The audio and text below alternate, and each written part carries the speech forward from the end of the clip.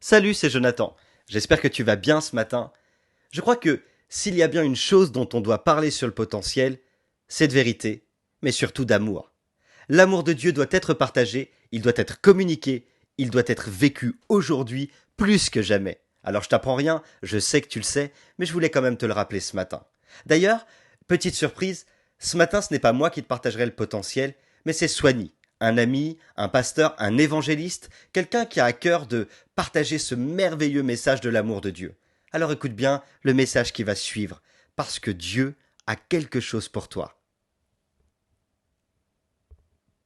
Bonjour, c'est Swanny. Écoute, je voudrais te dire aujourd'hui que tu es aimé. C'est vrai que nous vivons dans un monde virtuel où des inconnus nous envoient des likes ou des cœurs sur des réseaux sociaux et puis nous piratent le lendemain.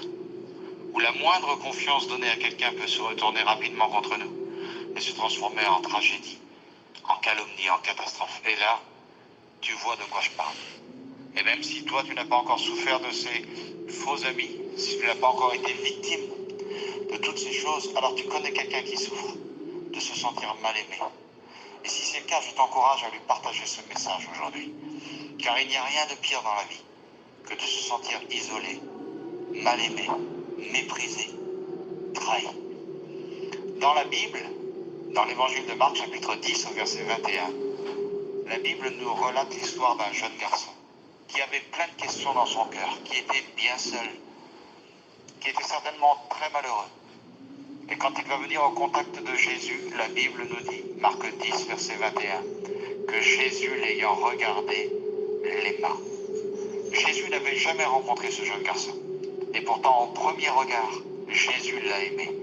Jésus l'a aimé d'un amour sincère, d'un amour vrai, d'un amour pur, d'un amour éternel. Ça, c'est l'amour de Jésus, c'est l'amour de Dieu. C'est l'amour inconditionnel de Dieu.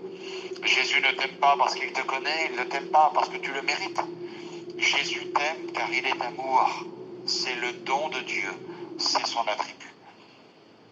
Dwight Moody, qui était un homme de Dieu, va relater un jour cette histoire concernant Spurgeon, lui aussi un homme de Dieu. Cette histoire nous dit que Spurgeon alla un jour à la campagne rendre visite à un fermier qui venait d'achever la construction d'une nouvelle grange. L'agriculteur avait fixé sur le faîte d'un toit une girouette sur laquelle étaient inscrits les mots Dieu est amour. Intrigué, Spurgeon lui demanda à son ami, veux-tu par là dire que l'amour de Dieu est aussi changeante que le vent? Et son ami va lui répondre, non, je veux simplement exprimer que l'amour de Dieu est immuable, peu importe le gré du vent. Et j'aimerais te dire aujourd'hui, toi qui m'écoutes, que qu'importe la direction dans laquelle le vent souffle, qu'importe la direction dans laquelle la tempête fait rage dans ta vie, l'amour de Dieu est immuable. Et l'amour de Dieu, elle est déversée sur toi aujourd'hui. J'aimerais te donner quelques conseils avant de terminer. J'aimerais te dire qu'il faut que tu t'approches de Dieu. Approche-toi de Dieu tel que tu es. Il t'aime sans condition. Ne te pose pas de questions, car lui ne te demande rien, si ce n'est que de lui donner ta vie. Je t'encourage là où tu es à te mettre à genoux. Maintenant, mets-toi à genoux là où tu es. Et dis comme ce jeune homme qui est venu vers Jésus. Seigneur, qu'est-ce qu'il faut que je fasse pour hériter la vie éternelle? Qu'est-ce qu'il faut que je fasse pour être heureux? Qu'est-ce qu'il faut que je fasse pour me sentir aimé de Dieu? J'aimerais te dire que tu dois laisser Dieu te bénir et te transformer. Il le fait maintenant, tu le ressens. J'aimerais te dire une chose qui est sûre, c'est que Dieu t'aime. Dieu t'entend et Dieu a voulu te parler aujourd'hui. Dieu a voulu te faire savoir qu'il t'aime.